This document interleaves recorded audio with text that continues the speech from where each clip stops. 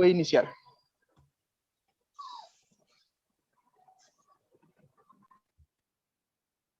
Muchas gracias. Buenas tardes con todos. Quiero agradecer a Cámara Legal Educativa Fortaleza que me ha brindado en esta oportunidad venir a conversar sobre algunos temas de lo que implica la teoría general del delito, como son las instituciones referidas a la causa de justificación, la legítima defensa, para ser preciso, y también otro concepto muy trascendente dentro del constructo delito como es la omisión. Muy bien. Por favor, ¿se me escucha bien? Alguien que sea muy gentil de darme respuesta, ¿se me escucha bien? Sí, perfecto, doctor. Muchas gracias. Sí, doctor. Sí, doctor, se escucha. Muy amables, muchas gracias.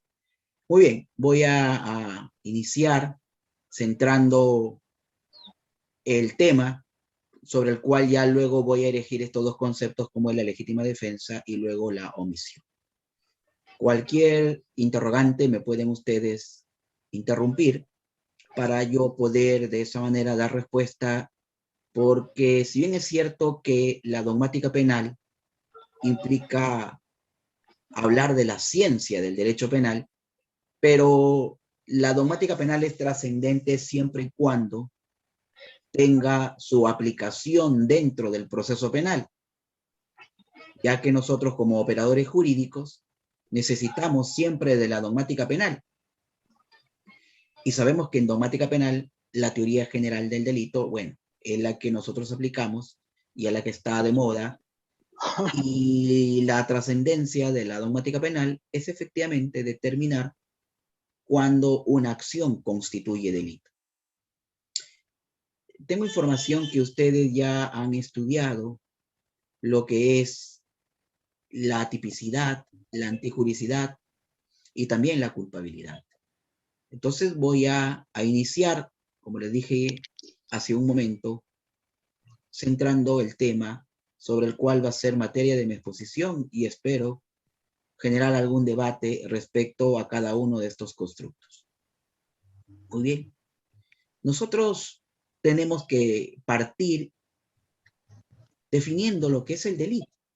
Obviamente que el delito para la dogmática penal viene a ser una conducta, una acción.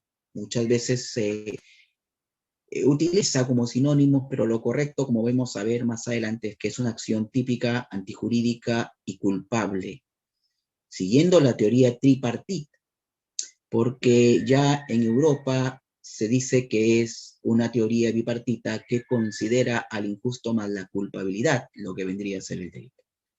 Muy bien, nosotros siguiendo la dogmática penal peruana, entonces decimos que es una acción típica, antijurídica y culpable.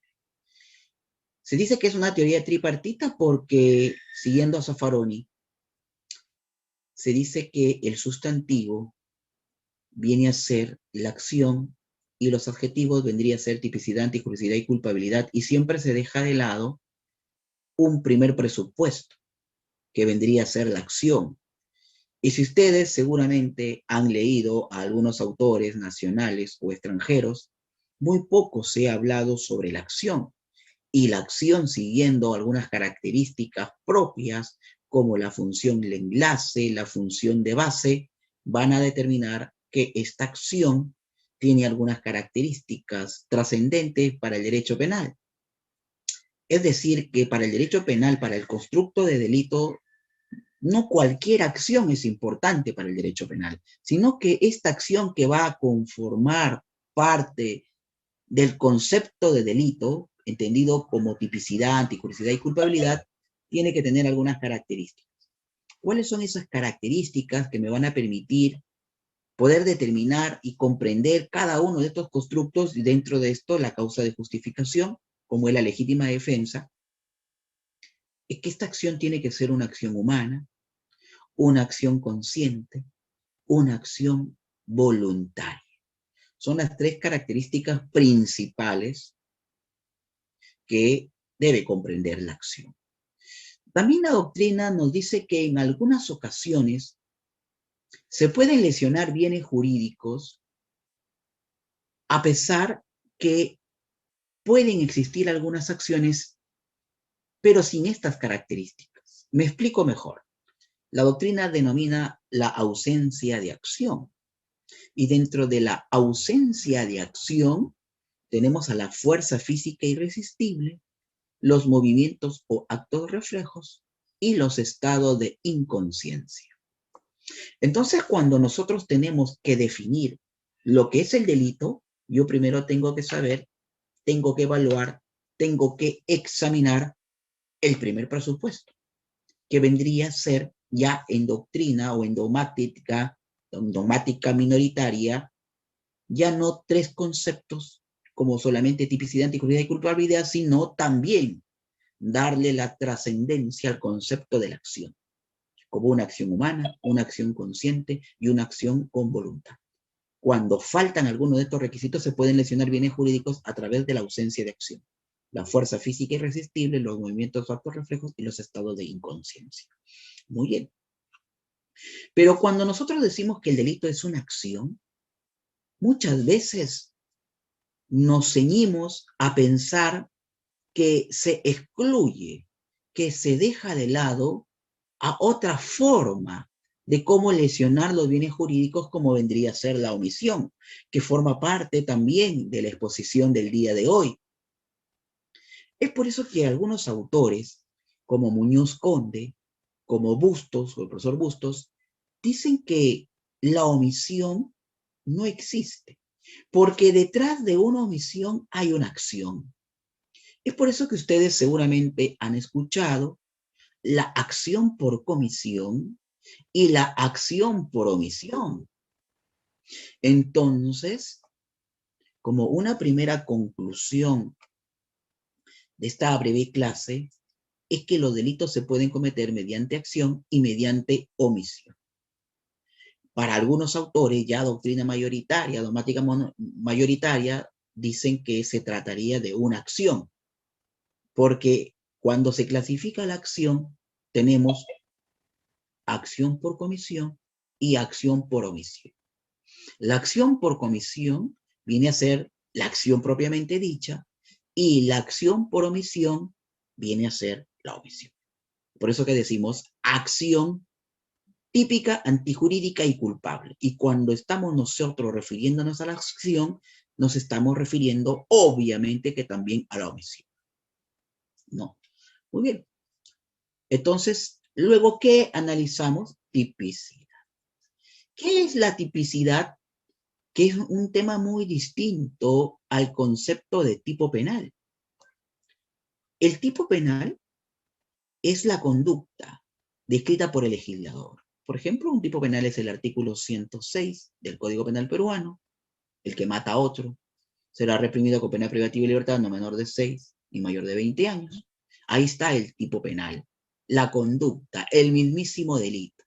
¿Y qué cosa es la tipicidad? La tipicidad viene a ser el proceso de subsunción, el proceso de calzamiento, el proceso que nosotros, los operadores jurídicos, realizamos a diario, ya sea como abogados, jueces, fiscales, para determinar cuándo una acción encaja en el tipo penal. Eso es la tipicidad. La tipicidad, entonces, no es igual a tipo penal. La tipicidad es el proceso, repito, de subsunción, de calzamiento. Va a encajar. Lo que hacemos nosotros es determinar un supuesto de hecho, ¿no? Un comportamiento, una acción, un hecho con trascendencia para el derecho penal, lo trato de encajar en el tipo penal. Eso es lo que denominamos tipicidad. El profesor Hurtado Pozo refiere que la tipicidad es una sola, pero que por cuestión pedagógica se divide en tipicidad objetiva y tipicidad subjetiva. Dentro de la tipicidad objetiva, bueno, tenemos a los sujetos agentes, el sujeto pasivo, al bien jurídico protegido, ¿no? A la acción típica, a la imputación objetiva. Y dentro de la tipicidad subjetiva tenemos al dolo y a la culpa. Culpa llamada también imprudencia, principalmente por los españoles. ¿Y por qué lo denominamos imprudencia?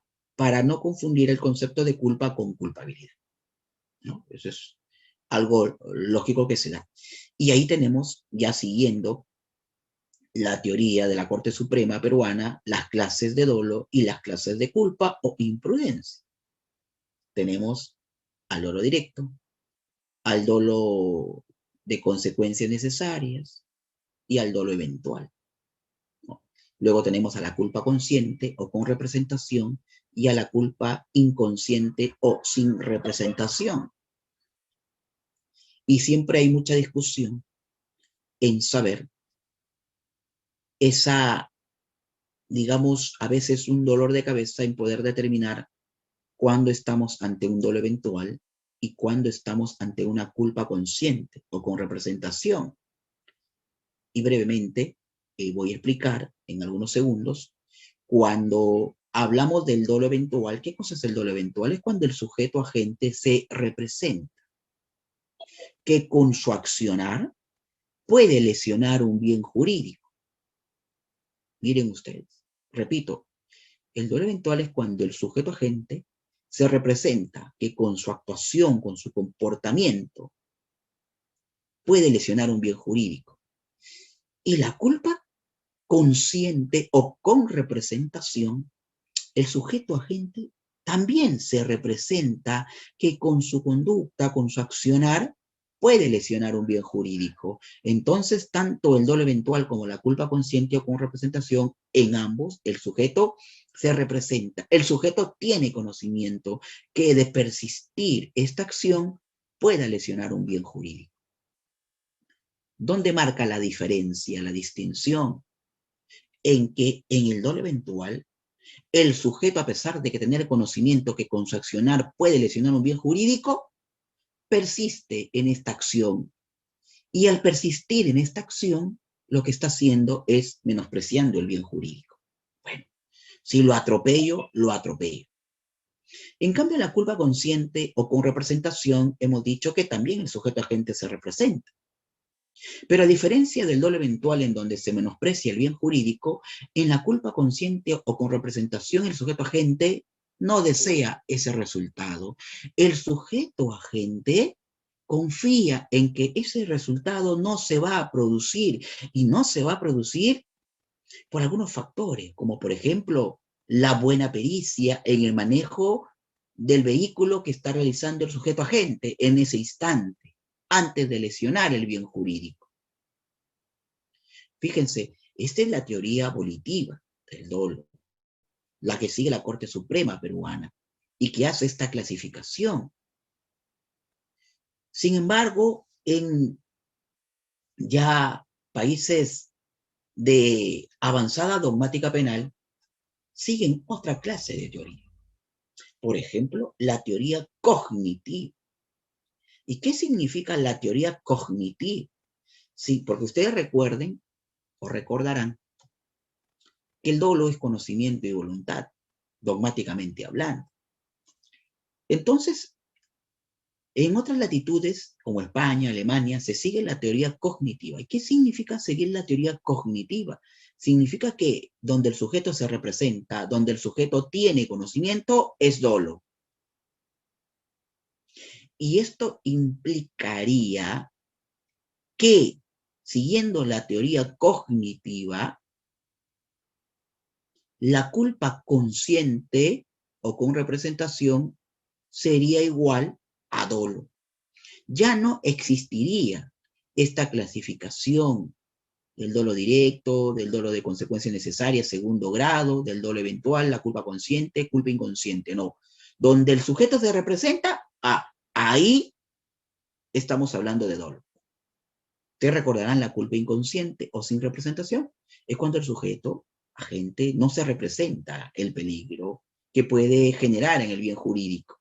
¿Pero por qué se lo sanciona? Se lo sanciona porque el sujeto debería haber previsto esa posible lesión del bien jurídico, esa puesta en peligro del bien jurídico, cuando el médico está operando al paciente y se olvida la gasa al interior del organismo de su paciente. Fíjense que esta teoría es importante, la teoría cognitiva, porque hemos dicho al inicio de mi exposición que muchas veces la dogmática puede generar un tema de aburrimiento, un tema de pesadez para leer, pero la dogmática tiene su trascendencia que ser aplicada en los casos, en los procesos judiciales. Por ejemplo, ¿qué ocurre en el Perú en la mayoría de accidentes de tránsito? Aquel sujeto que está manejando la combi y se pasa el semáforo rojo, que se sube a la vereda, que se para a la mitad de la pista, que va en competencia con otra combi para ganar un pasajero, que te dice baja con pie derecho, ¿no? Que te jala en plena marcha el vehículo, y ese sujeto agente que está manejando su vehículo y genera un atropello a un peatón. La mayoría de investigaciones de procesos judiciales en el Perú sobre accidentes de tránsito son, por ejemplo, homicidios culposos, lesiones culposas. Y si nosotros fuéramos el abogado o la abogada del agraviado, tendríamos que establecer como teoría del caso, postular como teoría del caso, un dolo eventual, porque seguramente ese chofer de combi se representó que pasándose el semáforo en rojo, subiéndose a la vereda, parándose a la mitad de la pista, yendo a excesiva velocidad en espacios reducidos, se representó que podía lesionar el bien jurídico, sin embargo, menospreció el bien jurídico. Dolo eventual. Y nosotros sabemos que entre el dolo, la culpa o imprudencia hay gran distinción que se refleja en el quantum de pena. El tema está en cómo probarlo. El tema está en cómo probarlo, porque solamente el sujeto agente es el único que sabe si actuó menospreciando el bien jurídico o confiando en que el resultado no se iba a producir. Para eso sirve la dogmática. Mientras que en el Perú sigamos con la teoría de la voluntad, la teoría volitiva, entonces tendremos que, en un proceso judicial, acreditar el dolo eventual.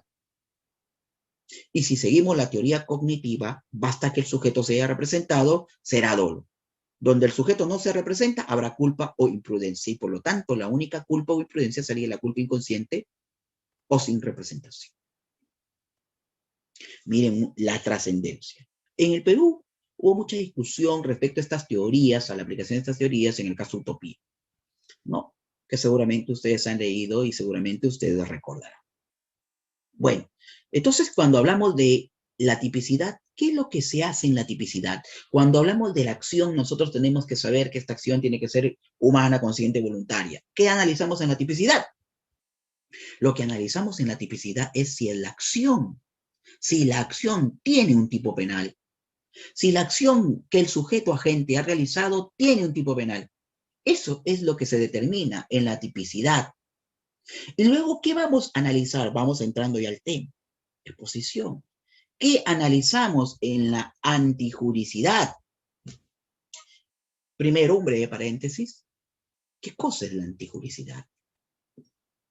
Ojalá que alguien pueda participar, por favor, para que esto no sea un monólogo.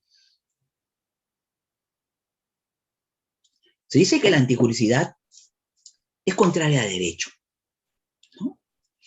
Y cuando hablamos de la antijuricidad, obviamente tenemos que también tener que hacer referencia a otros conceptos, como por ejemplo las causas de justificación.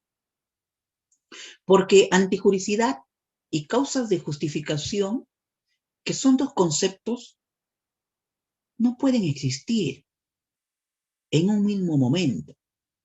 Porque si hay antijuricidad, implica que no hay causa de justificación.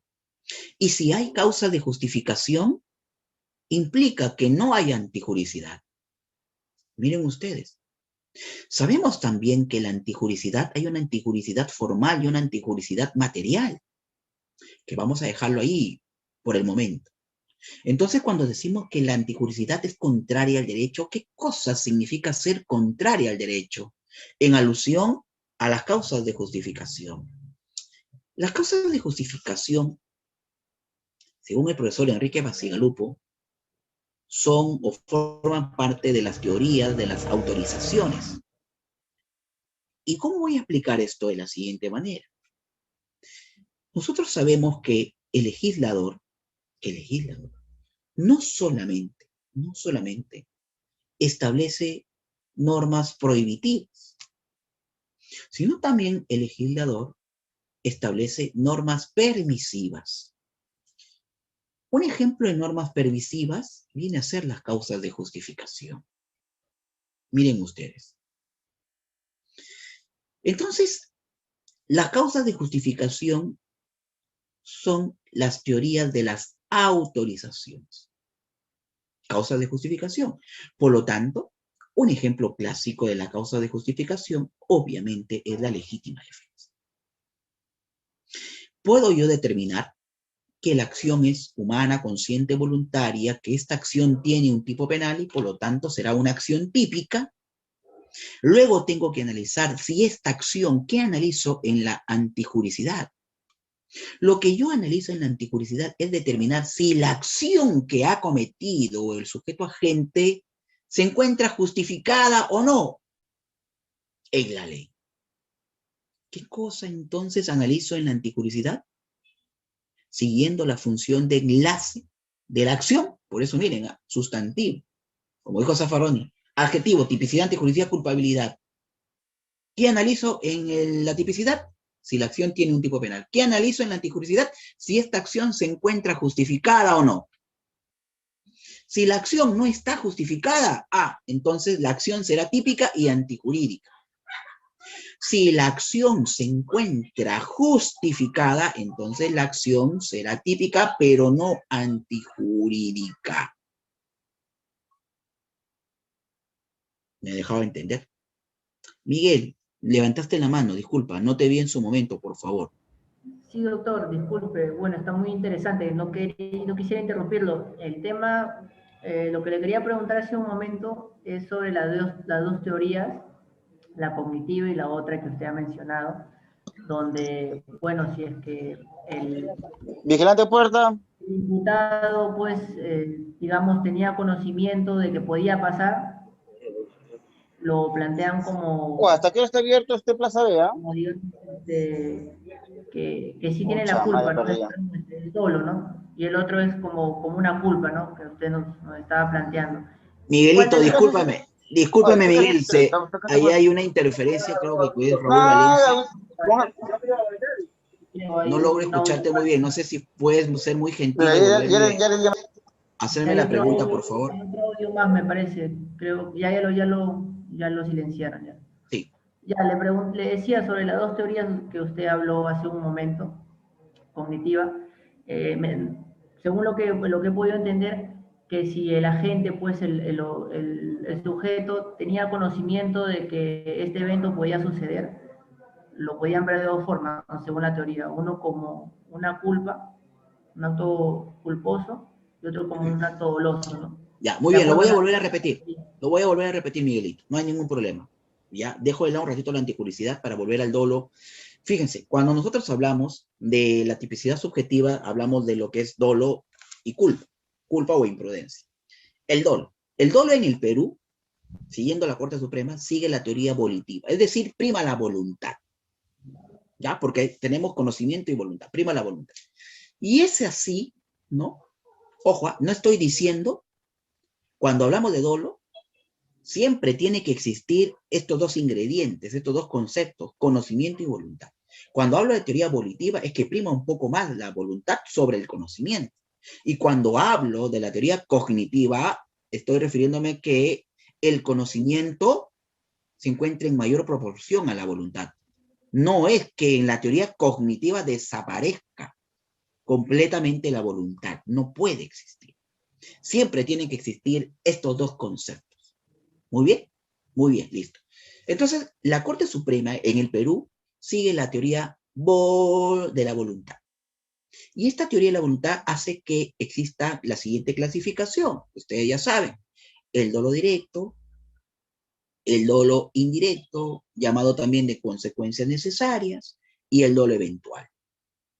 Y respecto a la culpa o imprudencia, hay lo que se denomina la culpa consciente o con representación y la culpa inconsciente o sin representación. Teoría de la voluntad. Es la que sigue la Corte Suprema. Y dicho esto, hay mucha confusión siempre entre lo que es el dolo eventual y la culpa consciente o con representación. Y voy a volver a explicar brevemente. El dolo eventual, el sujeto se representa. Por ejemplo, yo vengo manejando mi vehículo a 80, 90 kilómetros por hora y voy a pasar justo por una escuela, por un colegio, a eso de las 12 del mediodía, 12:30 aproximadamente. Entonces yo estoy ingresando ya, me estoy aproximando a esta escuela, a este colegio, y me represento que a esa velocidad de 80 o 90 kilómetros que vengo manejando, de persistir mi accionar, porque voy a pasar por este colegio, sé que a las 12:30 es la hora de salida, es la hora de ingreso, y que van a haber seguramente muchos peatones, muchos estudiantes, muchos padres de familia. Entonces me represento que con mi acción puedo generar lesión de bienes jurídicos. Por ejemplo, lesiones, muertes, daños. Entonces el sujeto que viene manejando su vehículo se representa y dice, oye, si persisto a esta velocidad, puedo lesionar un bien jurídico. Y el sujeto dice, bueno, si lo atropello, bueno, piña, ¿para qué se atraviesa por ahí? Dolo eventual. El sujeto se representa, pero menosprecia el bien jurídico. ¿Y por qué lo menosprecia el bien jurídico? Porque continúa a 80 kilómetros, a 90 kilómetros, continúa con su accionar. Muy bien. Y en la culpa consciente o con representación, se llama así, porque el sujeto también se representa. Viene manejando 80 o 90 kilómetros, también se representa que va a pasar por el colegio, por la escuela, y puede lesionar bienes jurídicos. Sin embargo, a diferencia del dolo eventual en donde se menosprecia el bien jurídico, aquí el sujeto no quiere el resultado. Aquí el sujeto confía en que el resultado no se va a producir por su pericia. Por ejemplo, dice, yo vengo manejando 80 a 90 kilómetros por hora, pero este carro que yo estoy manejando es un carro del año, ¿no? Es una Jeep, es una 4x4, es un Mercedes, tiene timón hidráulico y además yo soy un buen chofer. Que si alguien se me atraviesa, yo lo voy a esquivar. Y por lo tanto, no voy a obtener el resultado lesión bien jurídico. Entonces, ¿en qué se parece el dolo eventual? Con la culpa consciente o con representación, que en ambos casos el sujeto se representa, que con su accionar puede lesionar el bien jurídico. ¿En qué se diferencian? En que en el dolo eventual el sujeto menosprecia el bien jurídico, continúa con su accionar, si lo atropella, ¿para qué se atraviesa? Y en la culpa consciente o con representación, el sujeto confía en que su resultado no se va a producir, porque confía en su pericia, porque confía en factores externos, qué sé. Ahí está la distinción. En el Perú, nosotros tenemos que, cuando nos vamos a los tribunales, cuando vamos a hacer una denuncia, cuando vamos a enfrentar una investigación preliminar, una investigación preparatoria, un juicio, un proceso inmediato, principalmente por accidente de tránsito, siempre los accidentes de tránsito son homicidios culposos, son lesiones culposas. ¿Por qué? ¿Por qué? ¿Por qué? Porque dicen que hay una infracción del deber objetivo de cuidado. Porque se pasó el semáforo en rojo, se paró a la mitad de la pista. Es una infracción del deber objetivo del cuidado del chofer de la compra. Mire, de repente no tenía el brevete estaba vencido, se pasó el semáforo, hoy es una infracción del deber objetivo de cuidado. Y se termina tipificando, ¿no?, como un delito culposo, como un delito culposo. Pero si nosotros somos abogados de la víctima, del agraviado, y en su momento nos constituimos como actor civil, obviamente tendríamos que invocar un dolo eventual. Y no, ¿para qué? Para que el homicidio, para que la lesión que sufre o sufrió mi patrocinado sea, por ejemplo, un homicidio por dolo eventual. Y ya no un homicidio por culpa o un homicidio culposo. Porque el homicidio culposo, el 111, me parece que 2 años de pena. Y el 106, homicidio simple, 6 años. Entre 2 a 6 años hay gran trascendencia, ¿no? Es más, un homicidio culposo, una lesión culposa, tú te puedes acoger a un mecanismo de simplificación procesal, principio de oportunidad, por ejemplo, artículo de Código Procesal Penal. Miren, la trascendencia de la dogmática penal dentro del proceso penal.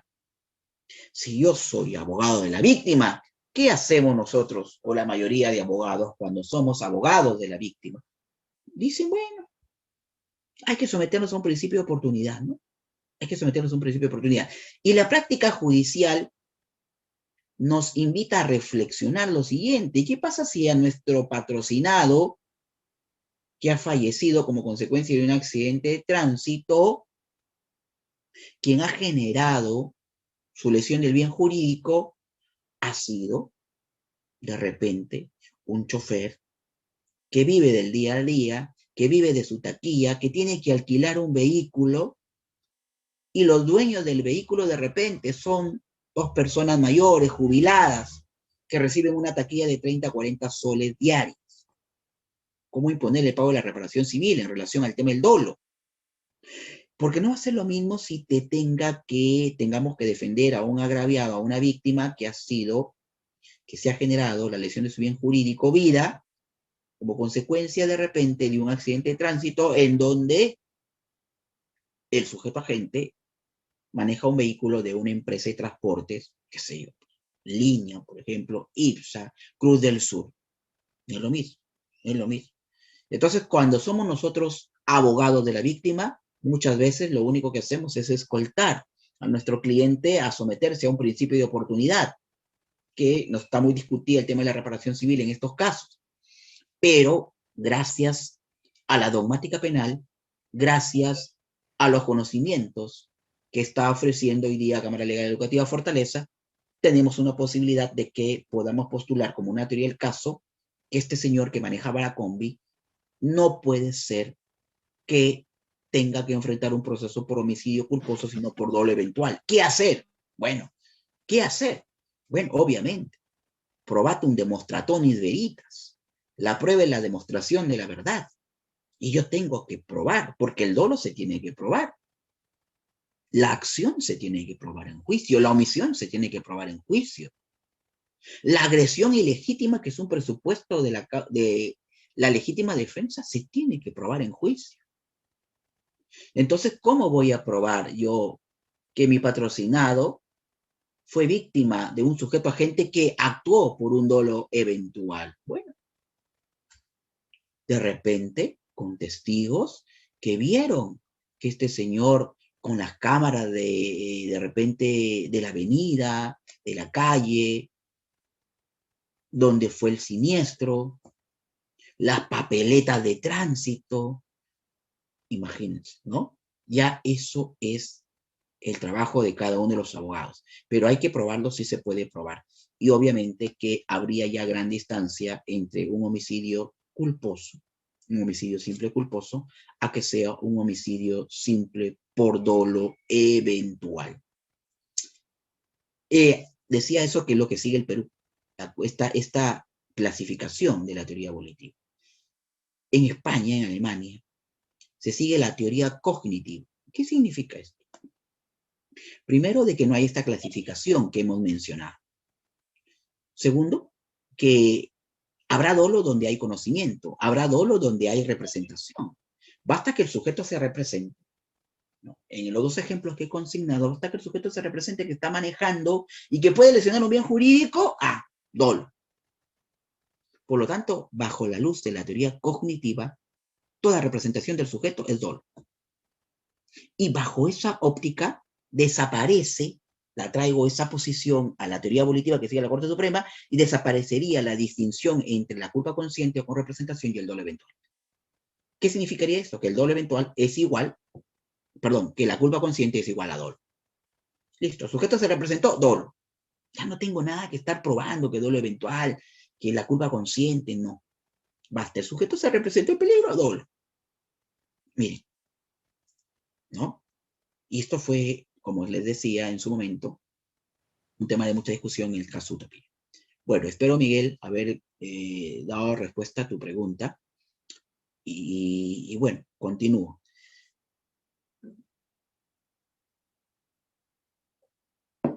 Doctor, para que quede claro, ¿podría decirnos cuáles de las teorías es la que está ahorita vigente, digamos, en nuestro ordenamiento jurídico, o cuál es la que sigue el tribunal? La Corte Suprema del Perú sigue la teoría abolitiva, es decir, esta clasificación que se hace de dolo directo, de dolo de consecuencia necesaria, de dolo eventual, de culpa consciente o culpa inconsciente o sin representación. Es lo que hace la Corte Suprema, es lo que sigue la Corte Suprema, es lo que sigue la jurisprudencia peruana, la dogmática penal peruana, es lo que sigue. Ahora, yo les pregunto una cosa, que ojalá que me puedan responder alguien. Cuando ustedes han leído alguna sentencia, dicen la acción es típica, ¿no? Es antijurídica y es culpable. Y la verdad que yo he leído muy pocas sentencias en el Perú, y estoy hablando del Perú y todos los distritos judiciales, en las cuales ya sea un juez unipersonal o un colegiado diga, bueno, Juan Pérez, y empieza, ¿no? Se le va a condenar o se lo ha condenado, y hace, digamos, un recorrido dogmático y dice, bueno, esta acción es una acción humana, consciente y voluntaria, esta acción es una acción típica, ¿no? Es una acción donde el sujeto agente empieza, ¿no? El sujeto pasivo, la imputación objetiva, qué sé yo, ¿no? Y luego llega la tipicidad subjetiva y dice, bueno, el sujeto agente lo voy a al procesado lo voy a condenar porque ha obrado con dolo eventual. Y ha obrado con dolo eventual en base a las siguientes pruebas, ¿no? O habrá sido un homicidio culposo. Sí, pero yo quiero saber si ha sido un homicidio culposo, consciente o con representación o inconsciente. El médico que opera al paciente y se muere el paciente a los 2 o 3 días después de la operación. Homicidio culposo. No, artículo 111, me parece segundo párrafo, ahí está. Ahí se estaciona. Pero habrá que ver la motivación del juzgador del dolo. Nosotros los abogados siempre dejamos y siempre menospreciamos al tema de la tipicidad subjetiva. Siempre menospreciamos al dolo. Nos olvidamos del dolo. Prueba de ello son los delitos que ya vamos a ingresar, por ejemplo, omisión a la asistencia familiar, procesos inmediatos, que hoy se tramitan como procesos ejecutivos. Entonces, vuelvo a repetir, Miguel, que en el Perú se sigue esta división que se hace de las 3 clases de dolo, las 2 clases de culpa, y existe esta discusión dogmática del dolo eventual y la culpa consciente o con representación. Eso es lo que tengo que decirte. Gracias, doctor. De nada. Continuemos. ¿Qué tenemos que analizar en la antijuricidad? Si la acción que ha realizado el sujeto agente se encuentra justificada o no. Cuando hablo de que se encuentra justificada, estoy diciendo si el sujeto ha obrado en mérito de una causa de justificación. Recuerda qué cosas son las causas de justificación. Siguiendo a Enrique Bacigalupo, son las teorías de las autorizaciones, son las normas permisivas. Lo que implicaría entonces, y aquí viene un tema mucho de discusión en la dogmática, de establecer ¿qué dice el 106 del Código Penal? El homicidio simple, el que mata a otro. Entonces, matar es mal. Claro que sí. Pero cuando analizamos la antijuricidad y vemos la presencia de una causa de justificación como es la legítima defensa, entonces nos damos cuenta que matar no es tan mal. ¿No? Matar no es tan mal. ¿Y por qué matar no es tan malo? Porque matar está permitido. ¿Y en qué casos está permitido invocar la legítima defensa? Bueno, el Código Penal peruano lo establece en su artículo 20.3. Si ustedes van al artículo 20.3, artículo 20, inciso numeral 3 del Código Penal peruano, vigente del año 91, establece que se pueden proteger bienes jurídicos propios o de terceros cuando concurran los siguientes presupuestos. ¿Cuáles son? La agresión ilegítima, la necesidad racional del medio empleado para impedir o repeler el ataque. 3. Falta de provocación suficiente de quien alega la defensa. Está en el Código Penal peruano, en su artículo 20.3, estos 3 presupuestos. Bueno, hablar sobre la legítima defensa dogmáticamente nos abordaría más allá del tiempo programado para esta sesión. Así que voy a resumir al máximo esta causa de justificación, ojo, que no es la única. Cuando nosotros leemos el artículo 20 del Código Penal peruano, por ejemplo, si agarro el Código Penal de Juristas, leo, que aquí lo tengo, dice capítulo 3, causas que eximen o atenúan la responsabilidad penal. Y cuando somos estudiantes de Derecho, leemos artículo 20, punto raya, inimputabilidad. Y muchas veces esta definiciones, nomenclaturas, añadidos que hacen las empresas editoriales, en este caso de los códigos, muchas veces nos pueden confundir. Porque si hablamos de inimputabilidad o imputabilidad, que dice inimputabilidad del artículo 20, da la impresión de que todos los incisos están referidos a temas de inimputabilidad. Y no es así. Tema de inimputabilidad, que forma un concepto de la culpabilidad. Quiero decir, ¿cuándo es esto un concepto? Cuando digo que la acción es típica, antijurídica y culpable. Culpabilidad. Tercer presupuesto, ¿no?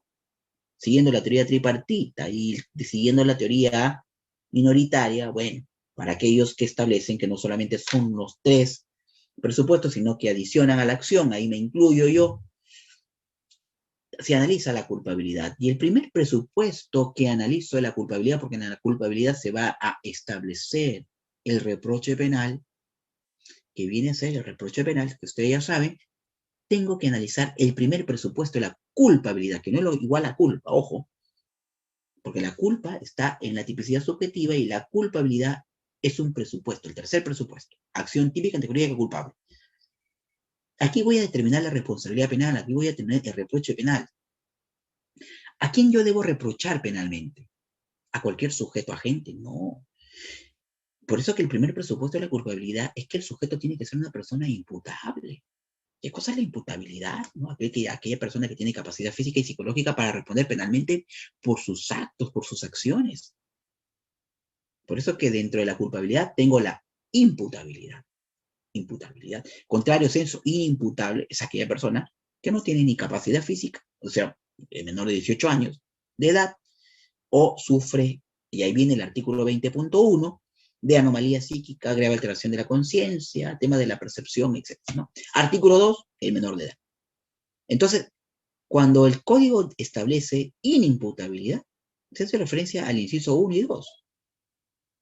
Anomalía psíquica, grave alteración de la conciencia y el tema de la minoría de edad. El artículo 3 ya establece una causa de justificación. Ojo que no es la única. El artículo 4 establece el estado de necesidad justificante. El inciso 8 establece lo que es el obrar en el juicio legítimo de un derecho, de una profesión, de un oficio, que también es una causa de justificación. Entonces, este artículo 20 contiene tanto causas de inimputabilidad, 1 y 2, causas de justificación, causas de exculpación. ¿Cuáles son las causas de exculpación? Por ejemplo, el estado de necesidad exculpante. Numeral 5, sin equivocarme, de 20, el Código Penal. Muy bien. Entonces, La causa de justificación, que es la legítima defensa, es cuando tienen que concurrir cada uno de estos tres presupuestos. Cuando la persona que para defender bienes jurídicos propios o de terceros puede lesionar bienes jurídicos, lo tiene que hacer ante una agresión ilegítima. Es decir, que el Código Penal peruano, estos tres presupuestos se tienen que dar de manera concurrente, de manera conjunta. Cuando se dan de manera conjunta, de manera concurrente, los tres presupuestos, estoy ante una legítima defensa perfecta o completa. ¿Y qué genera la presencia de una legítima defensa perfecta o completa? ¿Qué trae como consecuencia jurídica? A, que la acción solamente sea típica. Que la acción sea solamente típica. Porque miren, para que sea delito tiene que ser antijurídica y tiene que ser culpable. Pero se va a quedar solamente en el tema de la acción típica. ¿Por qué? Ya no será antijurídica, ya no va a satisfacer el siguiente presupuesto de la antijuricidad. ¿Por qué? Por la presencia de una causa de justificación que viene a ser esta legítima defensa. Y la legítima defensa, propiamente dicha, la legítima defensa conocida en la dogmática penal como legítima defensa perfecta completa, es aquella que, de estar presente, la acción solamente será típica, pero no antijurídica, y por lo tanto no hay delito, y al no existir delito no hay consecuencia jurídica. Y cuando hablamos de consecuencias jurídicas, dentro del ordenamiento jurídico penal, tenemos a la pena y a las medidas de seguridad. Y seguramente el artículo 28 del Código Penal establece las clases de pena: privativa de libertad, restrictiva, limitativa de derechos y multa. Y me parece, sin temor a equivocarme, el artículo 71, 72, por ahí debe estar, la medida de seguridad, el internamiento y el tratamiento ambulatorio. Entonces, la presencia de una legítima defensa perfecta completa, si satisface estos tres presupuestos del artículo 20.3, establece que el sujeto no comete delitos. A lo mucho, su acción será típica, pero no antijurídica, y por lo tanto no habrá delito y no habrá ninguna consecuencia jurídica. Listo, se acabó. Pero, ¿qué pasa, profesor, cuando de repente de los tres requisitos existen dos o uno? Ah, bueno. Entonces estoy ante una legítima defensa imperfecta o incompleta. ¿Y qué va a traer como consecuencia jurídica? Bueno, va a traer como consecuencia jurídica la reducción de la pena. Ah. Y hay otra clase de legítima defensa que tiene que ver con el primer presupuesto que vamos a hablar, que es la agresión ilegítima.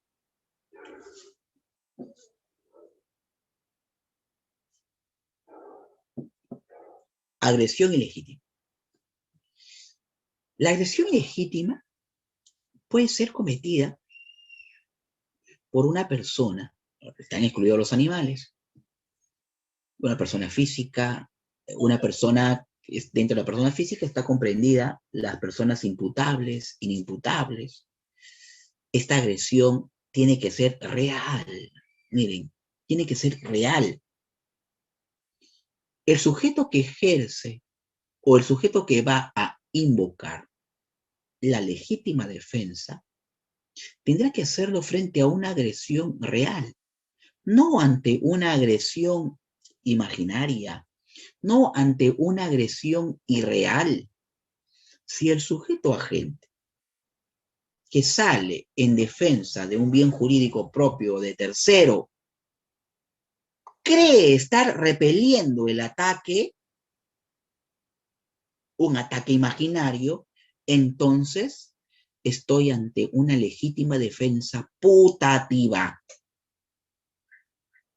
La legítima defensa putativa, que algunos autores no reconocen esta legítima defensa putativa porque dicen que se trataría de un error de prohibición, vencible o invencible dependiendo del caso, pero que la dogmática y la doctrina reconoce, ¿no? Entonces, obviamente, en estos espacios académicos uno tiene que tratarlos. Entonces, una conclusión es que hay tres clases de legítima defensa. Una legítima defensa perfecta o completa, cuando están los tres requisitos: la agresión ilegítima, la necesidad racional del medio empleado para impedir o repeler el ataque, y la falta de provocación suficiente. ¿Están los tres? Muy bien. Legítima defensa perfecta o completa, y que genera, que trae como consecuencia que no hay pena. ¿Por qué? Porque no hay delito. La pena es una consecuencia jurídica del delito. No hay delito. ¿Por qué no hay delito? Porque la acción solamente será típica, pero no antijurídica. Muy bien. Si falta uno de los presupuestos del artículo 20.3, o sea, falta de repente la necesidad racional del medio empleado o la falta de provocación suficiente de quien alega la defensa, bueno, entonces será una legítima defensa imperfecta o incompleta. Y trae como consecuencia la reducción de la pena. ¿Y qué pasa si el sujeto agente, perdón, qué pasa si el sujeto que invoca la legítima defensa actúa ante una agresión irreal? Entonces estoy ante una legítima defensa putativa. Ejemplo. La dogmática es para traer con ejemplo. ¿Qué pasa? Que yo salgo de la universidad todos los días a las 9 de la noche y de repente vivo cerca, a 2 cuadras de la universidad y bueno, salgo y 9 de la noche voy caminando y de repente para yo poder llegar a mi domicilio tengo que pasar por un pasaje. Efectivamente voy cruzando el pasaje y en el sentido contrario vienen 2 personas, ¿no? Y me dicen, profe, ¿me puede dar la hora? Y bueno, yo miro el celular, le doy la hora, y en el momento que yo le estoy dando la hora a estos 2 sujetos que ya nos hemos venido, ¿no?, en sentido contrario, llega a un punto de intercepción, me terminan cogoteando. No, me golpean, me quitan mis pertenencias, me asaltan, ¿no? Ejercen violencia y bueno, huyen. Obviamente yo voy, coloco la denuncia del caso, que he sido asaltado, y bueno, me queda de mala experiencia no volver a pasar por ahí a esas horas. Bueno, 2 semanas después, bueno, yo he tenido que seguir continuando yendo a clases, ¿no? Siempre es mi recorrido que yo hago siempre cuando salgo de clase. Bueno, salgo un día, después de 2 semanas, 9 de la noche, cruzo la universidad, voy caminando y tengo que pasar por el pasaje que siempre paso. Y en eso que estoy pasando por el pasaje, bueno, viene en sentido contrario una pareja de enamorados. Pero antes de ello, yo ya saliendo nomás de la universidad, cojo 2 piedras, siempre cogí 2 piedras, digo, después del incidente, porque de repente me vayan a volver a asaltar. Así que si me van a pedir la hora, me van a decir, profe, por allá, yo primero lo aseguro, ¿no? Tirándole una piedra. Entonces, fíjense que yo llego efectivamente, me voy caminando y viene una pareja en sentido contrario, enamorados, abrazados ellos, y cuando ya yo estoy por llegar, uno de ellos, el chico, mete la mano al bolsillo, y yo dije, oye, va a sacar un arma, y lo que yo hago es sacar la piedra del bolsillo, se la tiro en la cabeza y me voy corriendo. Esa es una agresión ilegítima y real, porque de repente el joven metió la mano al bolsillo para sacar el celular, de repente el joven metió la mano al bolsillo, qué sé yo, para sacar de repente una sorpresa para la novia, para la enamorada, qué sé yo. Una legítima defensa putativa es cuando quien invoca la legítima defensa, en este caso yo, frente a una agresión ilegítima, es que esta agresión ilegítima no es real, sino imaginaria. A eso se le denomina legítima defensa putativa. ¿Por qué? Porque el primer presupuesto de la legítima defensa es la agresión ilegítima. Esta agresión ilegítima tiene que ser una agresión real. Una agresión real. Y si gustan, por favor, abran su código penal, que voy a hacer yo lo mismo, y vamos al artículo 20.3, que dice lo siguiente. El que obra en defensa de bienes jurídicos propios o de terceros, siempre que concurran las siguientes circunstancias: agresión ilegítima, miren, agresión ilegítima, nada más nos dice el Código Penal peruano. ¿Y qué debemos entonces nosotros entender por agresión ilegítima? Ahí viene la importancia, la trascendencia de la dogmática penal. ¿Qué cosa es la dogmática penal? La dogmática penal viene a ser el conjunto de teorías, conjunto de posiciones, de axiomas, de postulados, que nos van a permitir a nosotros, los operadores jurídicos, de realizar de manera adecuada, de manera correcta, de manera uniforme, la interpretación de la ley penal. Por ejemplo, si nosotros decimos, aquel sujeto agente que tiene 18 años de edad y ha conocido a una chica de 13 años por Facebook, se han hecho amigos por Facebook y ya se han conocido de manera física, de manera presencial, y esto hace que el joven idee, delibere, inicia sus actos preparatorios, miren el iter criminis, miren la importancia de la dogmática penal, y así le dice un día a la chica, mañana te voy a ir a recoger a las 12:30 saliendo del colegio para irnos a comer unos helados. La chica le dice que ya. El sujeto, en su fase interna, ideación, deliberación, decisión, resolución criminal, del iter criminis, está en que la va a conducir a un paraje desolado. Y luego que la va a dirigir a un paraje desolado, que está ahí a pocas cuadras de la institución educativa, la va a dirigir a ese paraje desolado para agredirla sexualmente. El sujeto al día siguiente se levanta, 9 de la mañana, toma desayuno, mira televisión hasta las 11, se baña, se cambia, sale a la calle, toma su micro, su taxi, su combi, llega a la esquina del colegio, unos minutos antes de las 12:30, se va a una tienda cercana, compra una gaseosa, espera unos minutos, abren la puerta de la institución educativa, salen los alumnos, se acerca a la puerta de la institución educativa, ve salir a su amiga, la intercepta y la conduce al paraje desolado. Una vez que llega a este paraje desolado, empieza a ejercer violencia. La tumba al suelo, le levanta la falda, le saca sus prendas íntimas y en el momento que él está con los pantalones debajo de la rodilla, llega el sereno, el policía, el vigilante, el peatón, y es sorprendido en esas circunstancias, y entonces la fiscalía dice, bueno, aquí hay, ¿qué cosa? Hay actos contra el pudor, hay violación a la libertad sexual en grado de tentativa. Si nosotros somos los abogados y nos contratan del sujeto agente, diremos que es un acto preparatorio. La fiscalía, en lo mínimo, dirá que es un acto de tentativa. ¿Qué define el acto preparatorio, el acto de tentativa? Si ustedes van al artículo 16 del Código Penal peruano, a lo mucho dice la tentativa cuando el sujeto agente empieza a ejecutar el delito que decidió cometerlo, ¿no? La tentativa puede reducir prudencialmente la pena, bajo el mínimo legal. Nada más. Entonces tenemos que acudir a la dogmática. ¿Por qué? Porque la ley por sí sola, la ley penal, no nos dice siempre todo. Ejemplo, otro ejemplo, para la redundancia en mi expresión, es cuando hablo de la agresión ilegítima.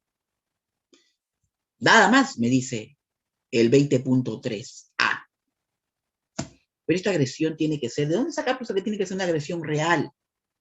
¿De dónde saca que la agresión tiene que ser de una persona física, imputable, inimputable, donde puede ser a través de una acción, a través de una omisión, tiene cabida para la omisión propia, para la omisión impropia algunos, pero no para la culpa o imprudencia, dicen otros? ¿De dónde saca? De la dogmática penal. De la dogmática penal.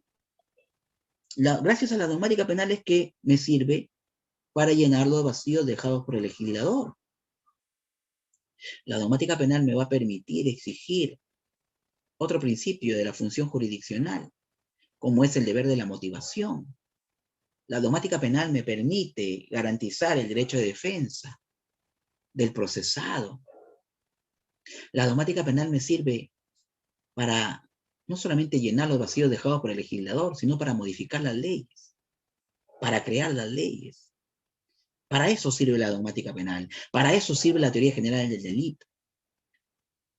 la teoría general del delito es lo que dota de ciencia a nuestra disciplina del derecho penal.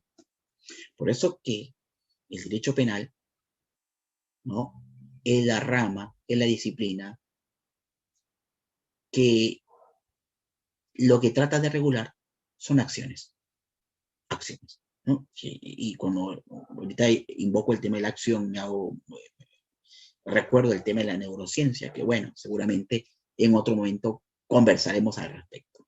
Entonces, agresión ilegítima tiene que ser, en resumen, una agresión que tiene que ser realizada por una persona. Están incluidos los animales, salvo que se trate de un tema de una autoría inmediata, que por ahí una persona que asusa, incita a su can, a su perro, a morder a otra, ¿no? Eso está excluido. La agresión ilegítima tiene que provenir de una persona física, sea imputable o inimputable, un menor de edad, una persona que sufre anomalía psíquica, grave alteración de la conciencia.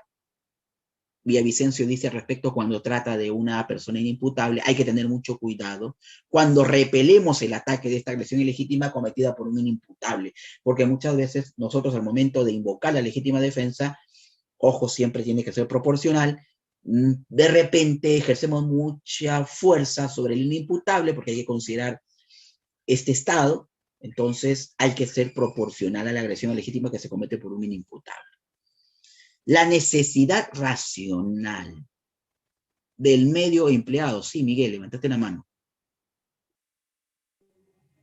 Sí, doctor, era para, no sé si nos podría detallar el tema, pero creo que ya iba a llegar a ese punto ya, de falta de provocación, uno de los 3 presupuestos. Claro que sí, claro que sí. Muy bien. El segundo presupuesto es la necesidad racional. Miren, necesidad racional. ¿Qué significa necesidad? Necesidad viene de necesario. Necesario. ¿Y qué significa necesario? Si era la única forma con la cual evitaría la lesión del bien jurídico.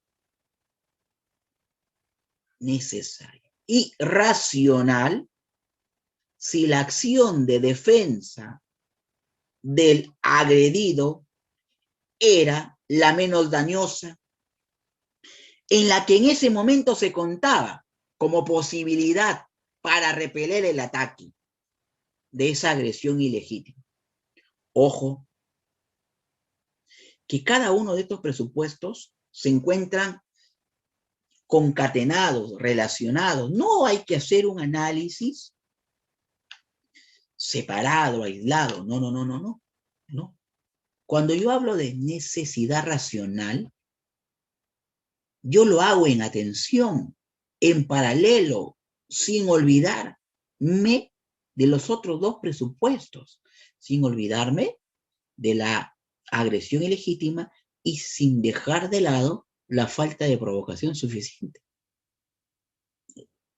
Entonces, necesidad, necesario, racional, que al momento de yo ejercer, invocar, accionar esta legítima defensa en beneficio propio de un tercero en relación a los bienes jurídicos que yo intento proteger con mi accionar, tengo que tener en cuenta la proporcionalidad que se va a materializar en la necesidad racional. El medio empleado, por ejemplo, y esto se tiene que valorar también con las circunstancias, modo, lugar, tiempo del acto, del hecho. Una señorita que se encuentra de repente muy triste y va a la playa, va al mar a ver el sunset, 6:30 aproximadamente de la noche, y está ahí frente al mar, cuando de repente es atacada por un sujeto, quien la cogotea por la espalda con la finalidad de ultrajarla sexualmente. La señorita hace resistencia. coge un poco de arena y se la tira en los ojos, lo que permite vencer la resistencia, la fuerza del sujeto agente y le da unos segundos que le permiten pararse y correr y pedir auxilio. Miren que lo racional significa que dentro de todas las posibilidades que yo tengo, dependiendo de las circunstancias del caso, obviamente sean las menos dañosas. En el caso consignado, puede ser un puñado de arena, puede ser una piedra, puede ser un palo. Y es necesidad racional, miren, necesidad racional ¿de qué?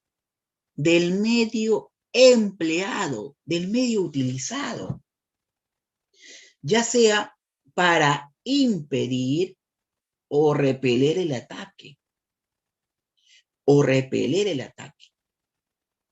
Muchas veces se ha confundido este presupuesto cuando se habla de proporcionalidad respecto del medio empleado, que algunos se confunden en interpretar, en decir, por ejemplo, que si un sujeto me ataca con un arma de fuego, yo tengo que también sacar mi arma de fuego.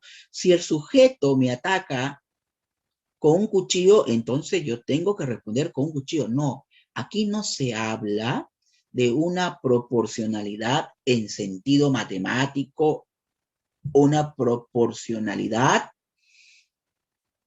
en sentido de ecuación matemática, no. Por ejemplo, yo me voy a una discoteca con mi enamorada y encuentro en la discoteca a Mike Tyson, ¿no? Y Mike Tyson de repente está un poco ebrio y yo estoy con mi esposa, con mi novia, con mi enamorada, a la cual le acompaño en los servicios higiénicos y justo cerca ahí está Mike Tyson y le falta respeto, ¿no? A mi enamorada, a mi novia, a mi esposa. Entonces yo salgo en defensa y de repente Mike Tyson viene y me quiere armar pelea, ¿no? Obviamente Mike Tyson se cuadra frente a mí y obviamente de repente una necesidad racional del medio empleado, de repente será tirarle una silla, ¿no? ¿Qué sé yo? Porque cuando hablamos de legítima defensa, no solamente tenemos que ponernos a pensar que siempre es para repeler, porque el Código Penal no solamente habla de repeler, habla de impedir el ataque. Muchas veces una expresión de una legítima defensa es huir. Fíjense ustedes, no siempre es repeler, es impedir también, dependiendo de las circunstancias del caso. A eso se refiere la necesidad racional del medio empleado para impedir o repeler el ataque. Un caso de la jurisprudencia peruana se dio en el caso del famoso caso conocido del bandán peruano, ¿no? Que llegó a la puerta de la casa de la novia, él tenía licencia para portar arma de fuego, y en ese momento fue interceptado por 3, 4 sujetos. Se pone en buen recaudo, como consecuencia de ello, los imputados, posteriormente en el juicio, hacen uso también de armas de fuego. Entonces Bandán saca su arma de fuego y da muerte a 2, 3 sujetos. ¿Actúa en legítima defensa? Claro que actúa en legítima defensa. Miren ustedes. Más aún hoy en día, dado el tema de la inseguridad ciudadana que vive el país, en que muchas personas ya portan armas de fuego para repeler el ataque, ¿no?, de los delincuentes, ya sean de los robos, ya sean de casas, vehículos, etc. A eso se refiere la necesidad racional del medio empleado para impedir o repeler el ataque a grandes rasgos. Bueno, luego viene la agresión ilegítima. La agresión ilegítima. Perdón, la falta de provocación suficiente. Falta de provocación suficiente de quien alega la defensa. ¿Y qué debemos entender por falta? Falta, miren, palabra falta de provocación. El código dice suficiente, ¿eh? O sea, no te dice solamente una falta de provocación, simplemente, ¿no? Sino que la falta tiene que ser falta de provocación suficiente. ¿De quién alega la defensa? Es decir, yo, que voy a invocar la legítima defensa, yo no tengo que haber provocado suficientemente, ¿no? ¿Y cómo medimos ese tema, esa palabra de la suficiencia? Podemos decir mínimamente, proporcionalmente, dependiendo de las circunstancias del caso. Ejemplo, cuando un sujeto, una persona está manejando su vehículo y de repente se atraviesa un vehículo de servicio público, se te atraviesa y de repente tú bajas la luna y le dices, le reclamas y le dices, señor, ¿por qué si usted está atravesando? Tiene que usted manejar bien, no respeta las señales de tránsito. Y de repente tú te ofuscas y el chofer del servicio público te saca la lengua o te hace un gesto, ¿no? O te hace una vía de hecho, o te dice una palabra, y tú agarras, sacas tu arma de fuego y lo disparas. Bueno,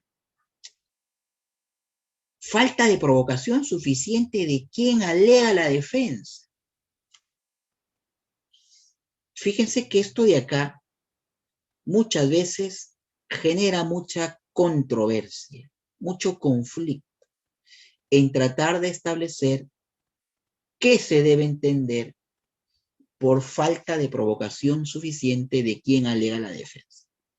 La doctrina nacional y extranjera solamente consigna algunos conceptos en los cuales nos hacen alusión a la proporcionalidad, nos hacen alusión a que la falta de provocación suficiente sea mínima, es decir, mínima y proporcional en sentido de la reacción que tenga la persona que está invocando la legítima defensa. Aquí no hay una fórmula científica. Aquí no hay un postulado, un teorema, que digamos que el perímetro del cuadrado es, no sé, pues L a ese es el área al cuadrado, L al cuadrado, ¿no? Lado por lado. No vamos a encontrar en respecto a la falta de provocación suficiente una fórmula exacta, sino que la doctrina, la dogmática, lo entiende como de manera proporcional, de manera mínima, de manera no justificada respecto a la reacción que ha tenido quien alega la defensa. Eso es. Cuando se dan los tres presupuestos, estoy ante una legítima defensa perfecta y por lo tanto la acción será típica pero no antijurídica. Muy bien. Quiero llegar a la omisión brevemente porque tengo hasta las 8 nada más, así que voy a acelerar un poquito. Digo que las causas de justificación, no solamente la legítima defensa, tengo el estado de necesidad justificante, que está en el artículo 20.4, y que se diferencia de la legítima defensa porque, primero, que la legítima defensa yo reacciono frente a una agresión ilegítima. En cambio, en un estado de necesidad justificante, se tiene que reaccionar ya no ante una agresión, sino ante un peligro. Ante un peligro actual. Ojo que la agresión ilegítima también debe ser actual e inminente, dice la doctrina. ¿Qué significa una agresión ilegítima actual e inminente? Actual es cuando la agresión ya llegó. Y la agresión es inminente cuando está por llegar. Miren ustedes. Si yo voy a invocar legítima defensa y tengo que reaccionar frente a una agresión ilegítima, esta tiene que ser real, tiene que ser actual, tiene que ser inminente. Porque si yo reacciono después de 2 horas al día siguiente, ya no puedo invocar la legítima defensa porque estaría ante una venganza. En el estado de necesidad, justificante, yo tengo que actuar frente a un peligro actual. Y ese peligro lo tengo que conjurar. ¿Para qué? Para prevenir las lesiones de bienes jurídicos. propios o de terceros, en la cual la única manera de conjurar, en la única manera de poder aniquilar ese peligro actual, lo voy a tener que realizar sacrificando un bien jurídico de menor intensidad al que yo pretendo salvar. Por ejemplo, una señorita que sale de la discoteca y encuentra pues que no hay taxis, ¿no? Entonces dice, voy a caminar un poquito más allá, de repente encuentra un taxi y se va alejando, se va alejando, se va alejando una cuadra, 2 cuadras de la discoteca, y llega a un lugar donde ya es un lugar desolado, y ella se percata, porque voltea hacia atrás, de que viene un sujeto siguiéndola. Ella empieza a caminar más rápido, el sujeto empieza a caminar más rápido, y se saca los tacos, empieza a trotar, el sujeto empieza a trotar, y dice, este sujeto viene detrás de mí. Estoy ante un peligro actual. Entonces lo que yo hago es correr, correr, correr, y encuentro de repente la puerta de una vivienda entreabierta, en la sala están viendo televisión, y yo ingreso raudamente, velozmente, intempestivamente, inesperadamente, y cierro la puerta. Bueno, habré cometido un delito de violación de domicilio, pero ese accionar de haber conjurado, de haber realizado una acción antijurídica, de haber cometido un delito, me ha servido para desaparecer el peligro actual. ¿Cuál era ese peligro actual? Bueno, de repente me venían, me asaltaban, de repente venían y me violaban. Eso es, a grandes rasgos, el estado de necesidad justificante. Miren, que también es una causa de justificación. Qué interesante, ¿no? Qué interesante. Bueno, pasemos a lo que es la omisión, que es otro concepto muy importante. ¿Recuerdan ustedes cuando yo les manifestaba que el constructo de delito viene a ser una acción típica, antijurídica y culpable, y que cuando yo hago alusión a la acción, estoy haciendo también alusión a la omisión? Porque hay algunos autores, como Muñoz Conde, como Bustos, como el profesor Bustos, que dicen que la omisión no existe, porque detrás de una omisión siempre hay una acción. Y siguiendo esa línea es que la acción se ha clasificado en una acción por comisión y en una acción por omisión, siendo la acción por comisión la acción propiamente dicha, y la acción por omisión la omisión. Entonces, que cuando yo digo que el delito es una acción típica, antijurídica y culpable, estoy diciendo o estoy incluyendo también a la omisión. Esa es la dogmática vigente, la dogmática ya moderna. Ustedes seguramente habrán leído algunos libros que dicen que el delito es un comportamiento, una conducta, un hecho típico, antijurídico y culpable, ¿no? ¿Recuerdan? Un hecho típico, antijurídico, conducta. Ya, cuando hacían alusión a la conducta, cuando hacían alusión al comportamiento, la conducta y el comportamiento entendido como sinónimos comprendían tanto a la acción como a la omisión. ¿Me dejo entender? Acción. Por eso que si yo digo acción, conducta, yo tengo que extraer el hecho. Por eso que hoy en día se habla de una acción. Acción por comisión, acción por omisión. Acción por omisión, o la omisión propiamente dicha. ¿Qué cosa es la omisión? La omisión es un no hacer, o hacer algo distinto a lo que te exige la norma. Repito, la omisión es un no hacer, o hacer algo distinto a lo que te exige la norma. Pero ojo, que al igual que en la acción, no es cualquier omisión. La omisión también tiene que ser una omisión humana, consciente y voluntaria. Las mismas características que se exigen para la acción también se exigen para la omisión.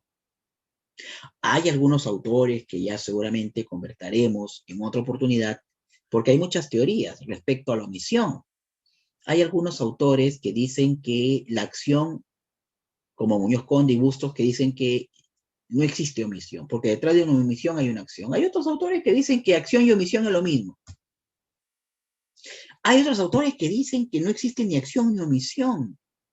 Me parece como Polaino, ¿no? Polaino, el profesor Polaino dice que no, porque la acción y la omisión son formas de cómo lesionar los bienes jurídicos. Que detrás de una acción y una omisión lo que hay es una infracción de un deber. Interesante, interesante. Bueno, temas puntuales y básicos de la omisión y luego vamos ya yendo a temas más sofisticados. Dije que la omisión es un no hacer o hacer algo distinto a lo que te exige la norma. Tenemos dos clases de omisiones. Una omisión propia o pura y una omisión impropia o llamada también, ¿no?, comisión por omisión. La omisión propia o pura. Esta omisión propia o pura se sustenta, se fundamenta en el principio de solidaridad.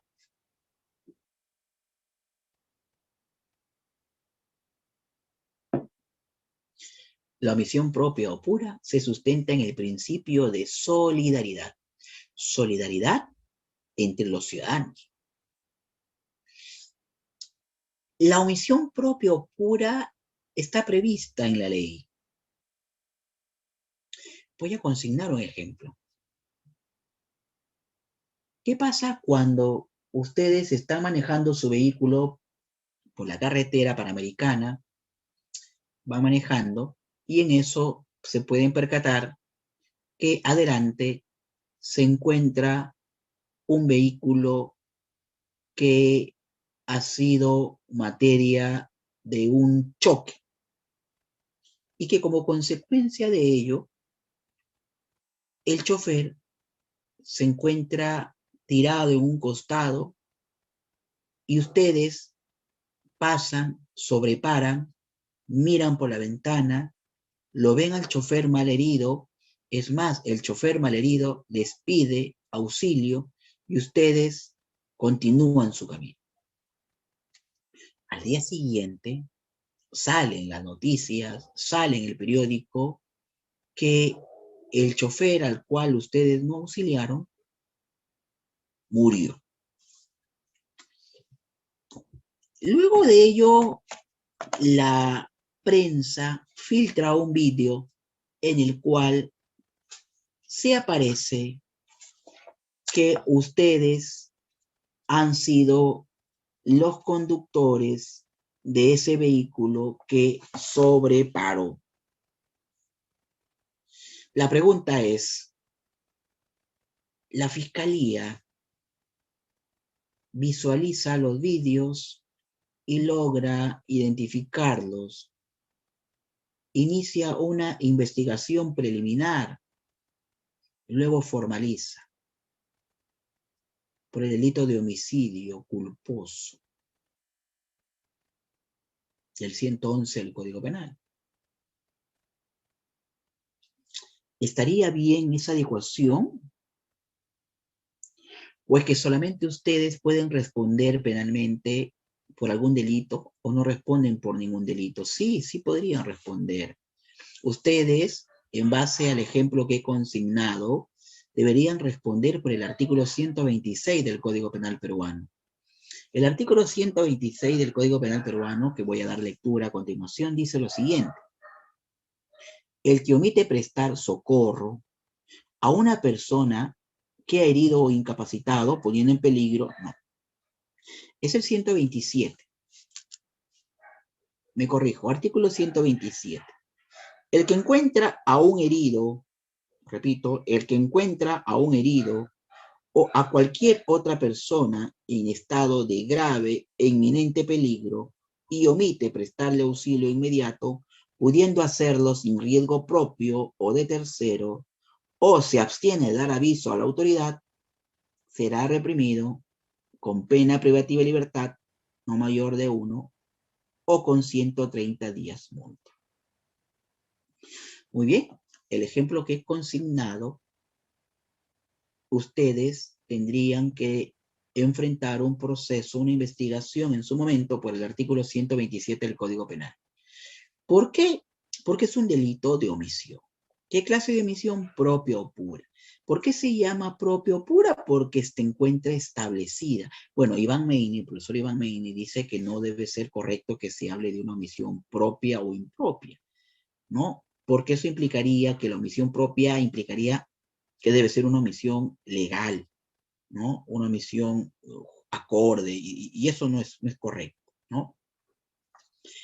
Entonces, acá, si nosotros decimos, bueno, y que él también refiere, Iván Maini, que lamentablemente ya esta clasificación de omisión propia o pura, o de comisión por omisión, tiene mucho arraigo ya, es una costumbre, ¿no? Y que, bueno, se repite siempre, ¿no? Pero que no es la más apropiada respecto al nomen juris, que debe ser una omisión simple o una omisión cualificada, ¿no? Y hay otros autores que también siguen esta línea de pensamiento. Pero yendo al caso de la omisión propia o pura, tiene como características que se encuentra esta omisión establecida en un tipo penal. Por ejemplo, el 127. Ustedes tendrían que responder por el 127. Es decir, lo que prohíbe, lo que establece la omisión propia o pura es que el sujeto agente, primero, es cualquier persona. Por eso que dije que el principio de solidaridad. ¿Quién puede cometer un delito de omisión propia o pura? Cualquier persona. ¿En base a qué? ¿Cuál es el fundamento? Principio de solidaridad. Segundo, el principio de omisión propia o pura tiene que estar establecido en el Código Penal de manera clara, principio de legalidad. Muy bien. Tercero, ¿qué se sanciona? ¿Recuerdan ustedes cuando le dije qué cosa es la omisión? ¿Es un no hacer o hacer algo distinto a lo que dice la norma? Eso es. Eso es. Muy bien. ¿Y qué cosa es la omisión impropia? La omisión impropia o comisión por omisión. Aquí ya se establece, se habla, se echa mano de algo llamado posición de garante o posición de garantía. ¿Qué cosa es la posición de garante o garantía? Bueno, es un deber jurídico. La posición de garante o posición de garantía es el deber jurídico que tiene una persona en relación de proteger bienes jurídicos de otra persona. Fíjese que Hurtado Pozo refiere que el Código Penal de 1924 establecía ya la posición de garantía, pero bajo el fundamento, un fundamento no jurídico, sino un fundamento moral. Miren, qué interesante, ¿no? El Código 24 establecía la posición garante o garantía bajo el fundamento de carácter moral. Hoy ya el Código 91, vigente en el Perú, establece el deber jurídico, que la posición de garante tiene un fundamento de carácter jurídico y debe ser entendido como un deber jurídico. En la omisión impropia lo que se hace es tratar de equiparar la omisión a la acción.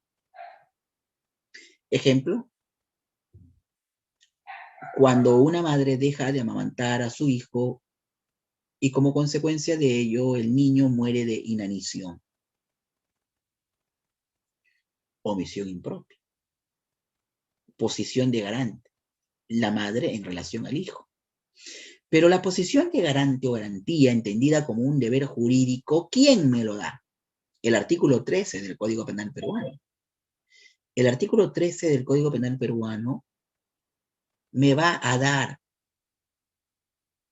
en base al principio de legalidad, me va a determinar cuáles son esas fuentes que me van a establecer la posición de garantía.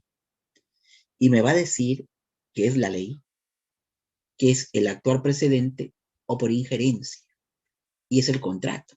Entonces, repito, que la omisión impropia, cuando hablamos de omisión impropia, rápidamente tiene que surgir en nuestra mente el concepto de posición de garante o garantía. ¿Qué significa la posición de garante o garantía? Un deber jurídico que tiene una persona en relación de salvaguardar bienes jurídicos de otra. ¿Recuerdan ustedes lo que les dije de la omisión propia o pura? Que la omisión propia o pura puede ser cometido por cualquier persona. Recuerden el ejemplo. ¿Por qué yo tengo que socorrer a esa persona que está malherida? ¿Por qué lo tengo que socorrer? Yo no lesioné el bien jurídico, yo no puse en riesgo ese bien jurídico. En base al principio de la lesividad, artículo 3 del Código Penal, la pena requiere necesariamente la lesión o puesta en peligro de un bien jurídico tutelado en la ley. ¿Yo por qué tengo que responder penalmente? Si yo no puse en riesgo, porque tú cometiste una omisión, un no hacer o hacer algo distinto a lo que dice la norma. ¿Y qué decía la norma? Que tú tenías que dar aviso a la autoridad, que tú tenías que socorrer, en base al principio de solidaridad, porque el delito de omisión impropia lo comete cualquier persona. A diferencia del delito de omisión impropia, que no lo comete cualquier persona. El delito de omisión impropia o comisión por omisión lo comete aquella persona que tiene una posición de garante, aquella persona que tiene una posición de garantía, aquella persona que tiene un deber jurídico. ¿Quién me da ese deber jurídico? ¿En qué me ampara ese deber jurídico? El artículo 13 del Código Penal peruano, que establece que te dice la posición de garantía te la da la ley, el contrato o el actor precedente o por injerencia. La omisión impropia implica equiparar la acción a la omisión. Por eso aquí algunos dicen que la acción y la omisión son formas, son técnicas legislativas. Miren ustedes, porque la acción y la omisión no encajan dentro de la tipicidad. ¿Por qué? Porque, ojo, el resultado, muerte del niño, se puede hacer de dos formas. Mediante una omisión, que es el no amamantar al niño por la madre, como que de repente la madre, cansada de los llantos del niño, termina ahorcándolo. El resultado es muerte. Formas de cómo llego al resultado: la omisión, la opción. Si la omisión se hace por una persona que tiene una posición de garante, una posición de garantía, ¿quién me da esa posición de garante? La ley. Patria potestad. El padre en relación al hijo. ¿Quién me da la posición de garantía? El contrato. Un contrato que me la da el sereno, perdón, el vigilante, el guardaespaldas. Si yo me voy a un lugar campestre, será el salvavidas, ¿no? Fíjense, la posición de garante, que la, a través del contrato. Y el actual precedente o por injerencia. ¿Qué significa esto? Bueno, que si yo, con mi accionar, genero, pongo en riesgo un bien jurídico tutelado, el primero en ser llamado a sofocar ese peligro, esa lesión de bien jurídico, soy yo. Si yo voy manejando mi vehículo y atropello a una persona, en base al actual precedente o por injerencia, implicaría que yo voy a tener una posición de garantía en relación a esa persona a la que yo he atropellado. Entonces, la omisión impropia no lo comete cualquier persona. La omisión impropia solamente lo cometen aquellas personas que tienen un deber jurídico que se llama posición de garante o garantía. Segundo, esta posición de garante o garantía lo que hace es equiparar la omisión a la acción. Da lo mismo que la madre mate al niño por inanición a que la madre mate al niño ahorcándolo o ahogándolo en la bañera. Mucha crítica recibe la omisión impropia o comisión por omisión. Por ejemplo, se dice que la omisión, cuando hay una omisión impropia, lo que hace o lo que se hace es tratar de aplicar normas a través de la analogía, porque vamos a llevar a cabo temas de analogía. Y la analogía, ustedes saben que solamente es in bonam parte en el derecho penal y no in malam parte. Y al querer tipificar una acción no establecida o de tratar de establecer una acción, al igual que la omisión, para poder sancionar penalmente, obviamente tiene que ser una analogía in malam parte. Y por lo tanto, no se podría dar todo ello, ¿no? Bueno, fíjense que hay mucha confusión hoy en la doctrina. Por ejemplo, si yo les digo que existen otras clases también de omisión, ¿no? Y que la mayor dificultad que seguramente ustedes tienen, y que ya con esto cierro a manera de reflexión respecto a la omisión, digo lo siguiente. Ustedes habrán leído el Código Penal peruano, el artículo 149, que contiene el delito de omisión a la asistencia familiar.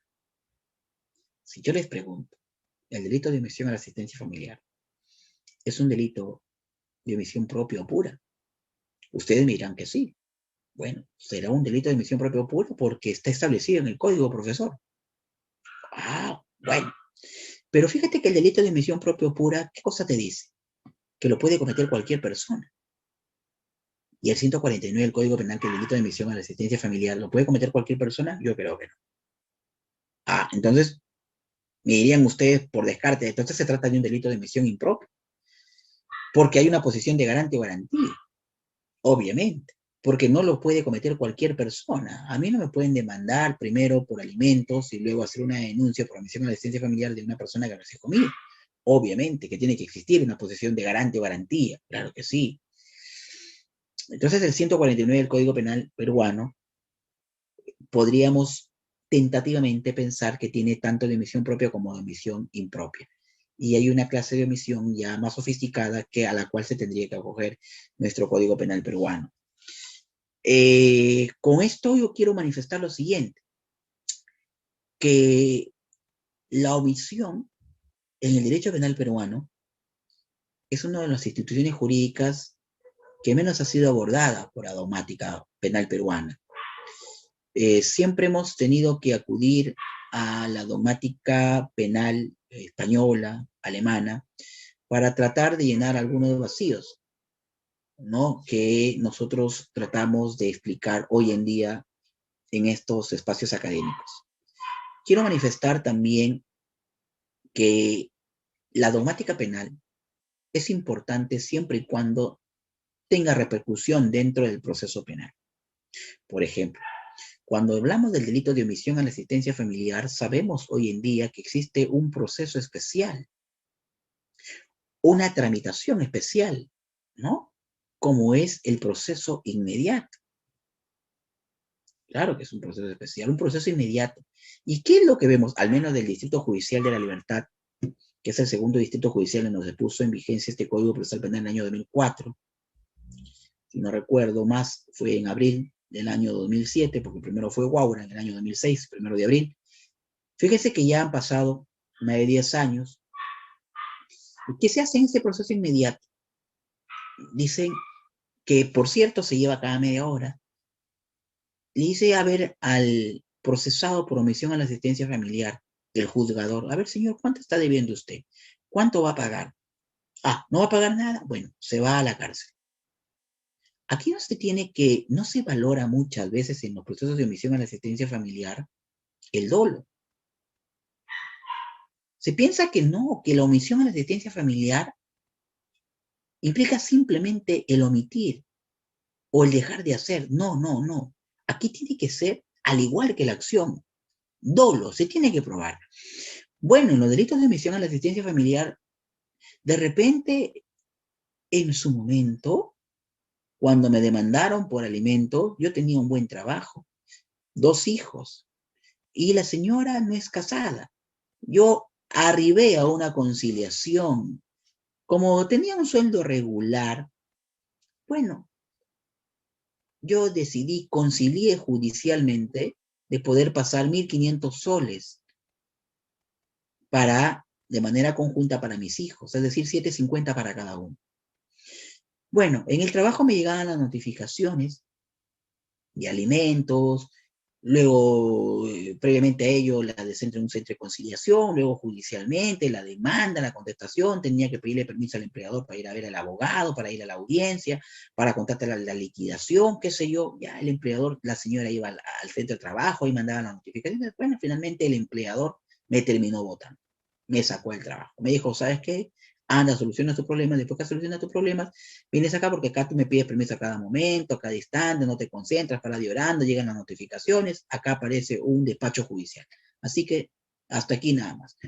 Como consecuencia de ello, ya no podía pagar la pensión de alimentos, la señora practicó la liquidación, salió un tema considerable, vino el tema del COVID-19, había que estar en aislamiento, ya no podía el señor ni siquiera realizar algunas labores, qué sé yo, un comercio ambulatorio, qué sé yo, no se pudo por el tema del aislamiento.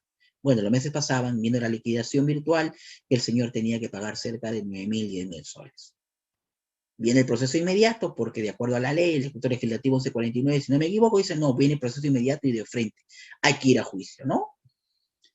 ¿Y qué dice el juez? Bueno, ¿cuánto debe, señor? 9.000 soles. ¿Cuánto ha depositado? Oiga, señor, momentito, se tiene que probar el dolo, ¿no? Porque mire, a pesar de lo que yo De los 9.000 soles yo he ido pagando, ya no lo pagaba los 1.500 que tenía que pagar, pero pagaba 700, 400, 900, 800, viene el COVID. Yo tengo que valorar el dolo, tengo que valorar la capacidad económica, tengo que valorar que el sujeto agente en este caso, a pesar de tener conocimiento de la resolución judicial, de la liquidación de las pensiones alimenticias, no quiso pagar. La omisión se tiene que probar, el dolo se tiene que probar en juicio. Y la dogmática no solamente es teoría, la dogmática adquiere vida en los procesos judiciales. Para eso sirven estos espacios académicos, para reflexionar, ¿no? Para obtener una mejor justicia dentro de una sociedad que se erige en Estado de Derecho. Bueno, espero haber podido hablado de estas dos instituciones, como son la legítima defensa, que forma parte de las causas de justificación, y también de la omisión, que es un tema enorme para poder conversar mucho tiempo. Hay mucha discusión, hay mucha reflexión. Por regla general siempre hay delitos por acción. La excepción es la omisión, al igual que la imprudencia o la culpa, y la regla general es el dolo.